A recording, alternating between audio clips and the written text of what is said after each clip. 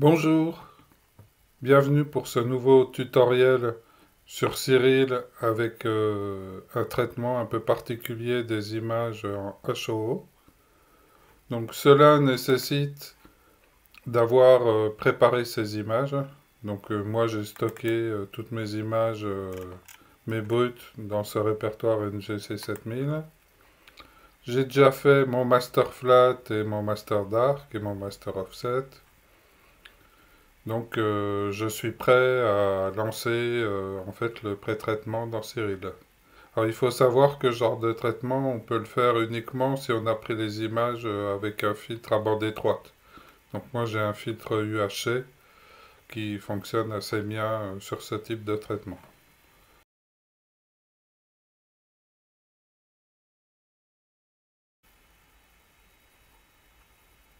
Première étape, on va réaliser le pré-traitement des images. Donc en première opération il faut convertir nos brutes. Donc je vais aller chercher dans le répertoire mes brutes. Voilà. Ajouter. Je donne un nom à la série. Je clique sur convertir. Donc à ce niveau-là, on ne clique pas sur dématricer.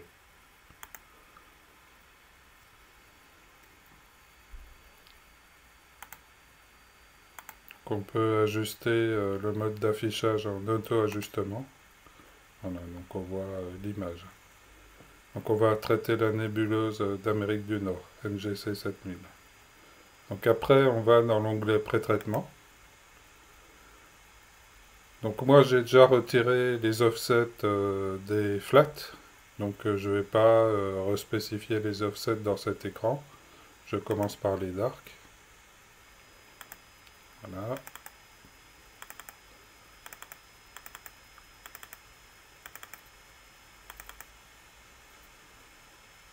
Et après, j'indique mon master flat.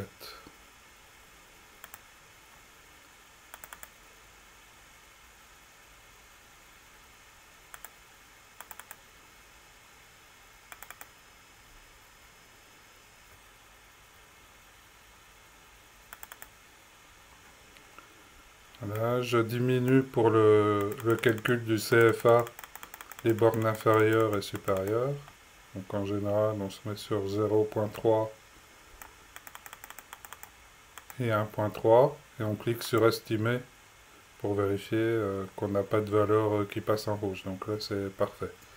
Alors par rapport au traitement normal, la différence c'est qu'on ne va pas dématricer les images à ce niveau. On va les garder encore avec la matrice de Bayer. Donc une fois que c'est fait, je clique sur pré-traiter. Et voilà, mon pré-traitement est terminé.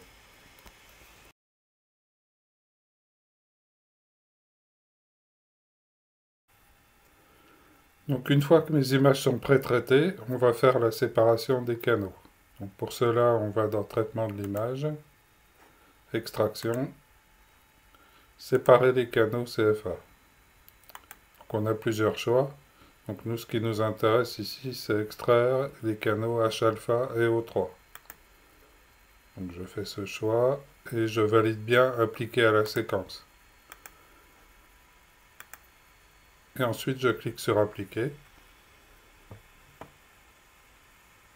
Et Cyril va extraire en fait les deux canaux de l'image brute pré-traitée.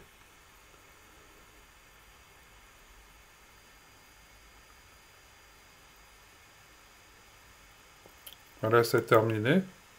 Donc maintenant, si je vais voir dans mon répertoire, Process, donc j'ai des fichiers qui commencent par OIII, donc c'est les fichiers du canal O3, et j'ai des fichiers qui commencent par HA aussi. Donc je vais les regrouper dans des répertoires. Voilà.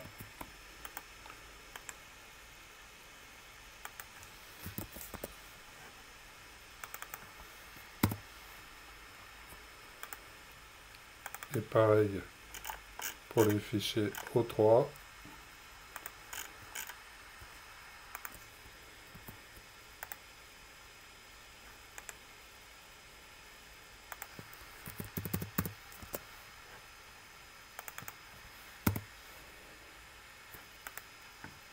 Et voilà. Donc maintenant, il va falloir qu'on traite séparément chaque canal dans Cyril. Donc on va voir ça à partir de maintenant.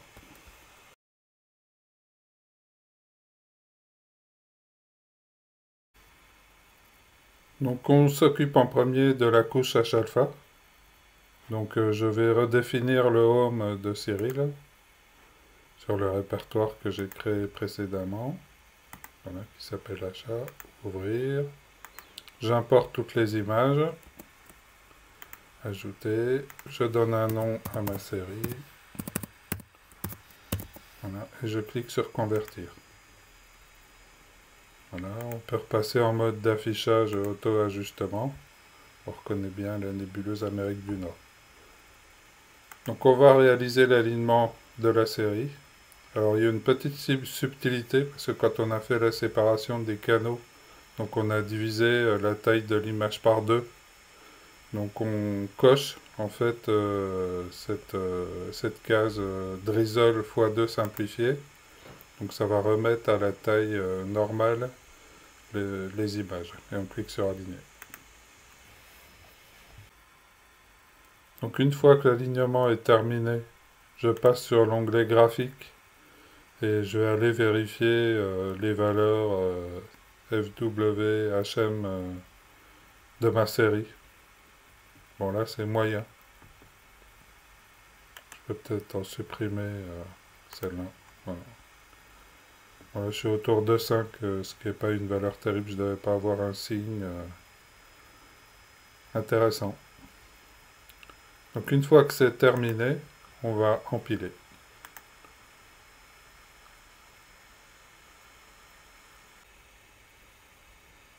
Donc là, l'empilement est terminé. Donc on va pratiquement pas faire de traitement, on va juste traiter le gradient. Donc pour cela, je vais dans traitement d'image, je vais dans extraction du gradient. Donc je choisis la nouvelle méthode d'interpolation RBF. Voilà, je laisse le paramètre par défaut. Alors en tolérance, comme toute l'image c'est pratiquement de la nébuleuse, donc il faut baisser un peu, sinon il va mettre des points partout sur la nébuleuse et on en aura beaucoup à décocher. Donc là, moi je descends à peu près à 0,5 et je génère la grille. Donc on voit qu'on a encore des valeurs qui sont sur la nébuleuse. Donc là, c'est important de les enlever. Ça prend un peu de temps. Voilà. Sur les étoiles aussi.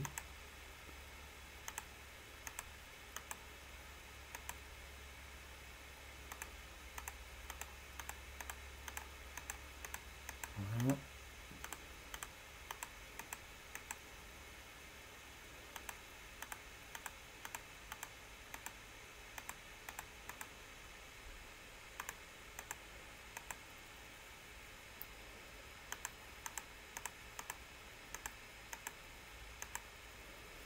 Voilà. Donc après, on clique sur calculer le gradient.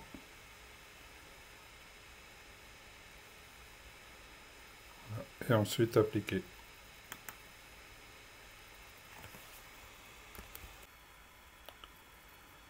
Une fois qu'on a appliqué le gradient, il suffit juste d'enregistrer. Donc je clique sur cette petite icône. Voilà. Je me remets dans le répertoire parent.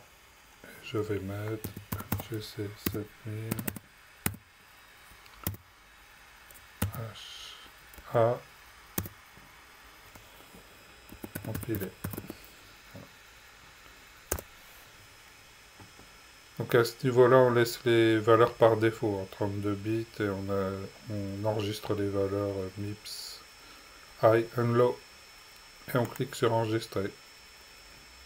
Ok, enregistrer quand même. Et voilà, maintenant on peut passer à la couche O3.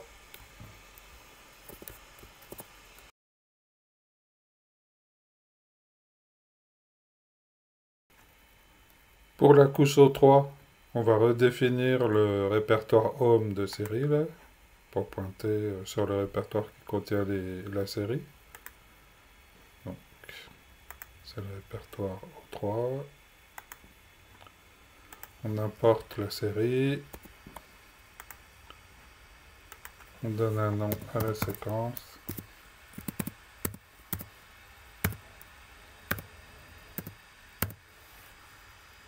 On clique sur convertir.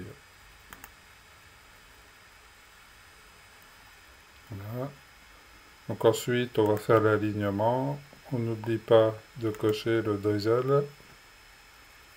On clique sur aligner.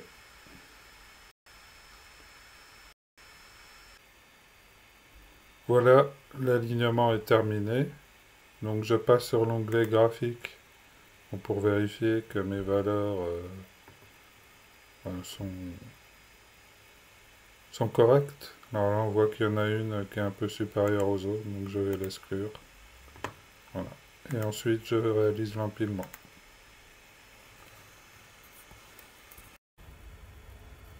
Donc l'empilement est terminé. Donc on va traiter le gradient à l'identique de ce qu'on a fait avec la couche H-alpha. Extraction de gradient. Voilà. Tolérance, je baisse. Voilà, générer des points. Je désélectionne ceux qui sont dans les nébuleuses.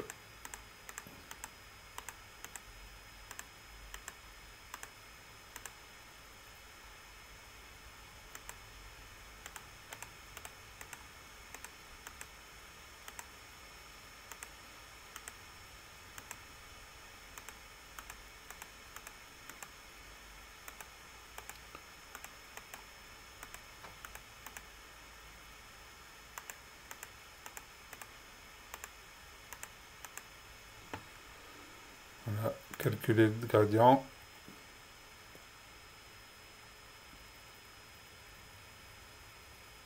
Et après, appliquer. Voilà, à la fin, on enregistre l'image dans le répertoire parent. Donc on va l'appeler O3.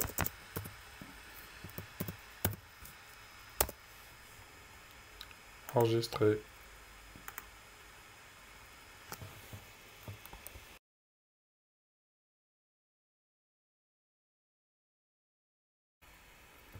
Donc maintenant qu'on a traité les deux canaux séparément, on va recomposer l'image.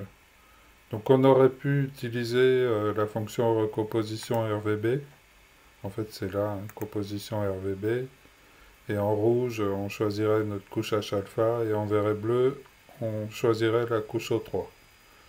Mais en faisant ça, en fait, comme la couche H-alpha est plus vive que l'autre canal, donc on aurait vraiment une image très rouge qu'on aurait du mal à égaliser après.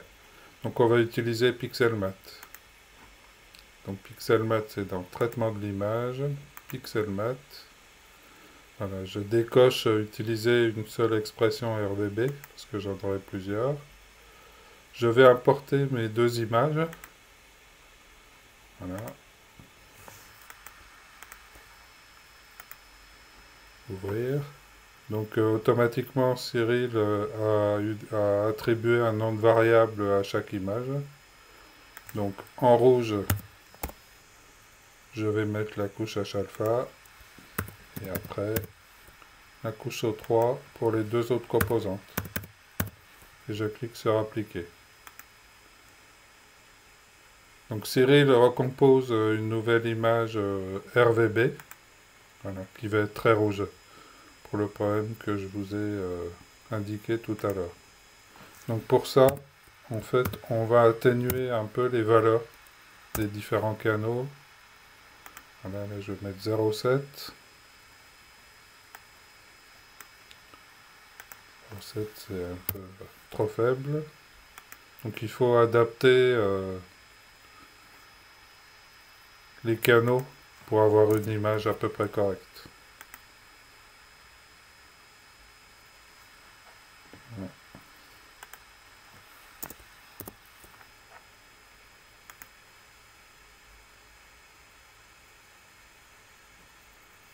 va s'arrêter là pour le moment.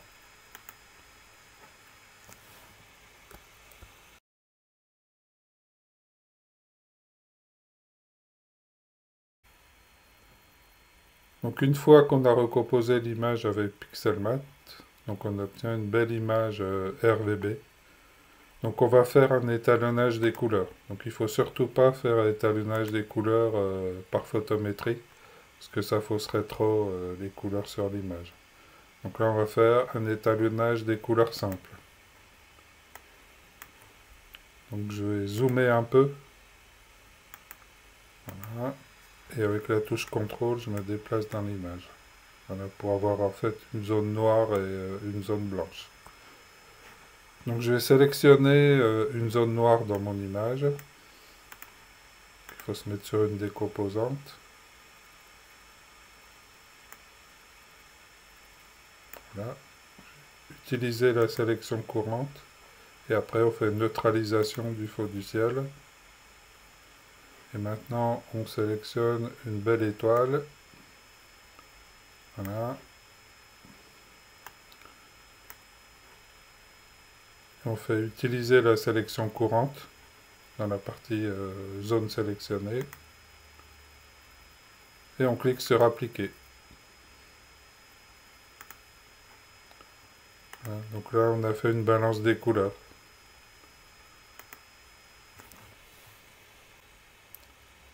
Donc après la balance des couleurs, on va monter l'histogramme. Donc on va utiliser toutes les transformations, comme ça vous fera voir un peu la transformation hyperbolique généralisée qui est apparue il n'y a pas très longtemps dans Cyril. Donc on se place en mode d'affichage linéaire, c'est important.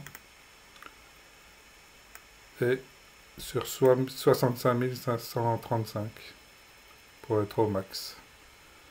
Ensuite, on clique sur transformation à H et on étire légèrement. Moi, j'étire pas trop dans cette transformation, juste pour commencer à voir les étoiles. Et je clique sur appliquer. Ensuite, on va faire une transformation de l'histogramme. Voilà. On clique sur la petite roue dentée.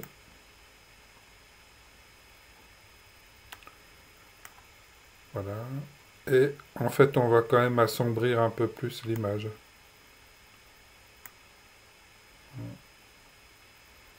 Qu'on va retraiter après avec la troisième méthode de traitement de l'histogramme. Donc je fais appliquer.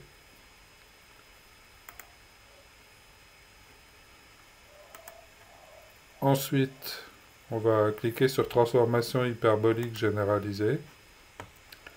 Alors, on va étirer l'histogramme. Voilà. N'ayez pas peur. En fait, il faut y aller par petites touches. Après, on bouge ces curseurs de point de symétrie et point de protection de l'ombre. Voilà. Et on peut commencer à traiter le point noir. Voilà. Après, j'étire un peu plus. Un peu moins, là, c'est un peu trop. Voilà. Donc là, je vais commencer aussi à protéger mes hautes lumières pour pas saturer mes étoiles. Donc on peut descendre un peu ce curseur.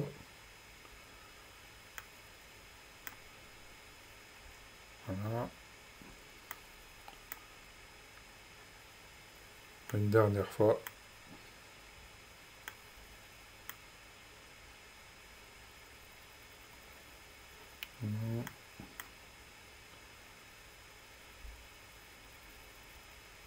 Et puis le point noir, il est bon.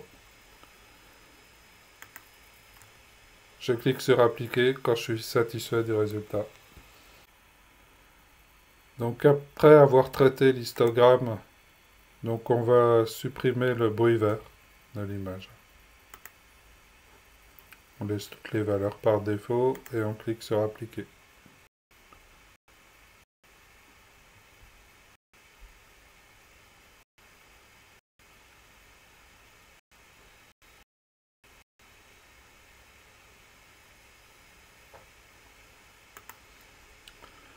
Donc on a fini les traitements dans Cyril.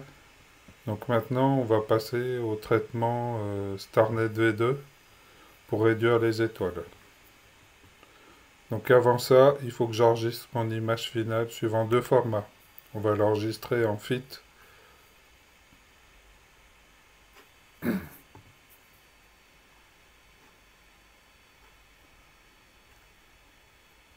Voilà. Donc je vais l'appeler RVB.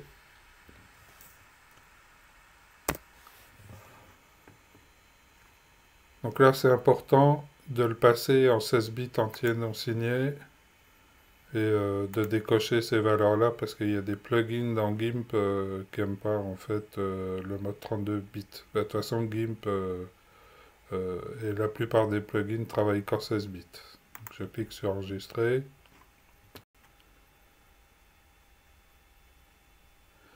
Et pour travailler dans StarNet V2, il faut un formatif. Voilà. Donc je clique sur enregistrer sous. Je vais choisir le format TIFF. Voilà.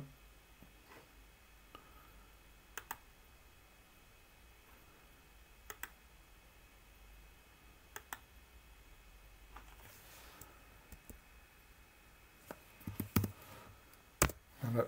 Je clique sur enregistrer. Donc là, je vais bien choisir en format 16 bits entier non signé et je décoche profil ICC. Voilà, compression aucune et je clique sur enregistrer.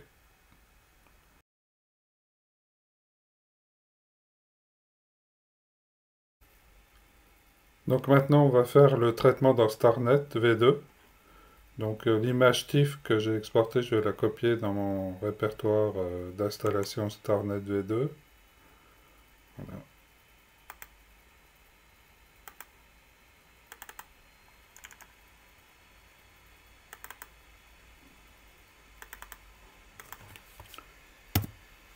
Voilà, c'est copié.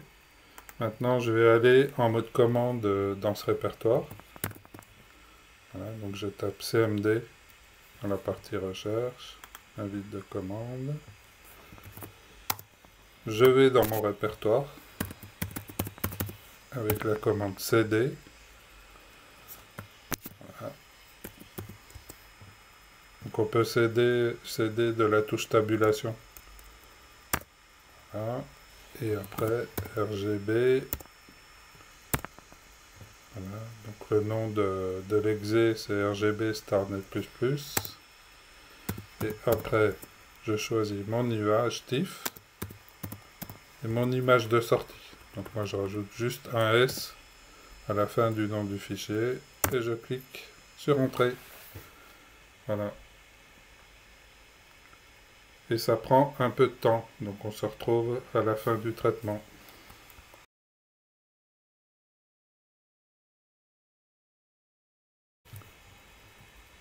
Donc une fois que StarNet V2 a fini son traitement, donc je me retrouve avec mon fichier d'origine RVB et mon fichier traité RVBS qui est en fait la version Starless de mon image. Donc maintenant je vais importer ces deux images dans GIMP en tant que calque. Donc je fais fichier ouvrir en tant que calque. Voilà.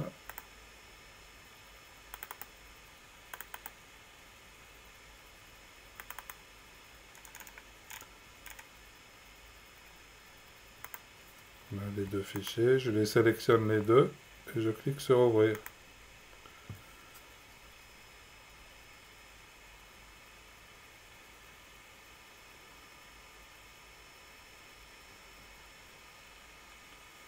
Voilà. Donc là, voilà la version Starless et la version étoile. Donc je vais les renommer.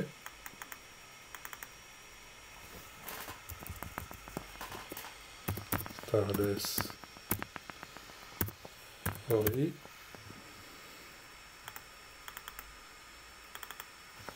full Ori. Donc dans un premier temps, je vais faire une duplication de calque du calque full Ori. Voilà. Et je l'appelle étoile. Je remonte ce calque au-dessus. Ensuite, je vais dupliquer le calque Starless. J'ai pas besoin de changer le nom. Et je le passe au-dessus du calque étoile. Et cette copie du calque Starless, je vais changer son mode.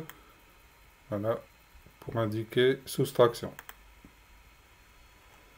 Voilà. Et après, je fusionne la copie du calque Starless avec les étoiles.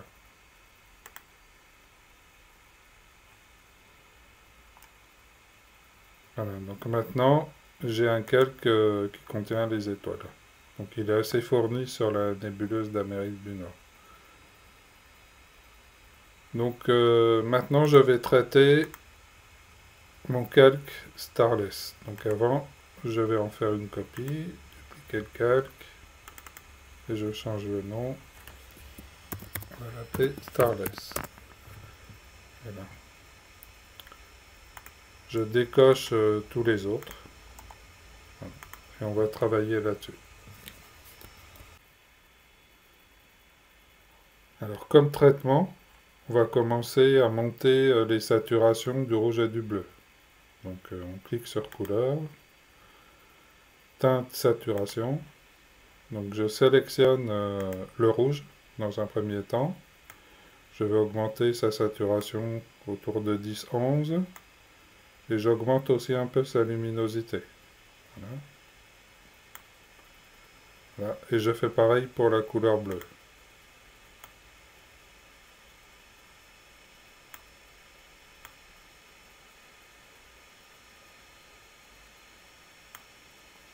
Voilà. Et le cyan, je vais juste monter sa saturation autour de 5-6. Voilà. Après, je fais valider. Donc maintenant, je vais augmenter un peu le contraste de cette image.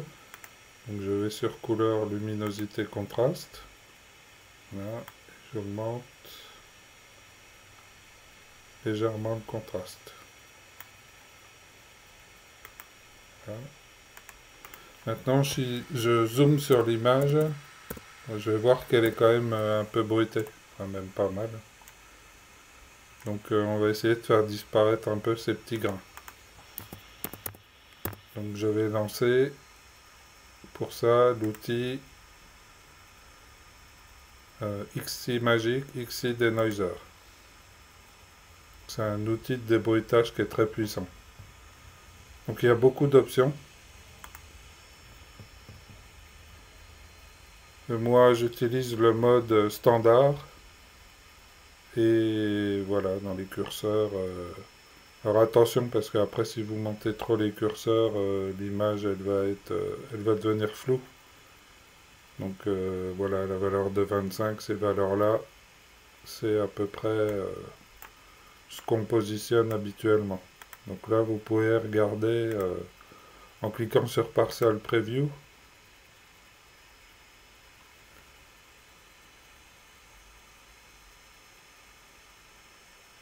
Voilà, donc là j'ai l'original, et là avec le filtre. Et la différence, on voit qu'il nous a enlevé pas mal de bruit dans notre image. Donc là je clique sur OK pour faire le traitement sur toute l'image.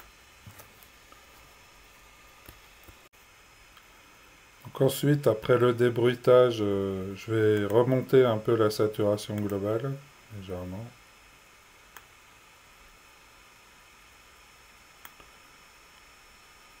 Voilà. Bon, l'image Starless, elle est pas mal. Donc on va s'occuper de la couche étoile. Donc la couche étoile, j'ai une composante rouge assez importante, là, que je vais réduire. Donc je vais dans couleur niveau. Je vais sélectionner rouge et je descends pour limiter l'entrée. Voilà, validé.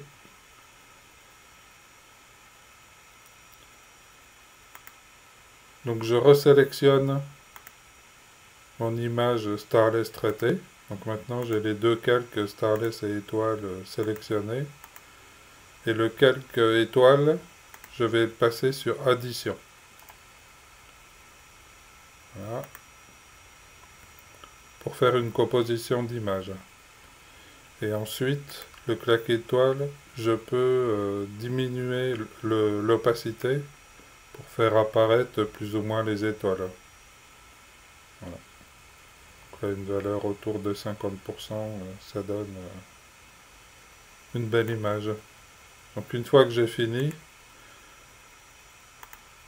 je vais créer un nouveau calque, en fait, nouveau depuis le visible. Ça va me créer un calque, en fait, avec le résultat final. Voilà. Je peux l'appeler final. Et à ce calque final, je vais juste lui faire un petit filtre de flou gaussien, et léger. 1,5 c'est un peu trop. On va faire juste 1. Après c'est une affaire de goût. Et on clique sur valider. Voilà. Donc mon image elle est pas mal, j'ai pas mal de détails. Donc, je pourrais redescendre un peu le niveau de noir. Mais c'est à chacun ses goûts. Après le traitement d'image, on peut aller très loin. Et vous remarquerez qu'il n'y a pas vraiment de méthode universelle. Là, j'ai fait quelques traitements. Ça dépend beaucoup de la bonne ou mauvaise qualité de vos images au départ. Donc à la fin, j'oublie pas d'enregistrer au format GIMP XCS pour pouvoir reprendre l'image plus tard.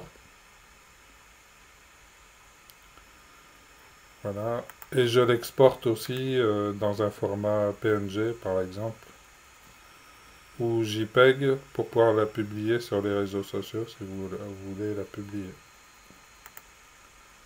Parce que le PNG est un peu trop lourd, hein. Ça va vous faire une image de 100 et quelques mégas.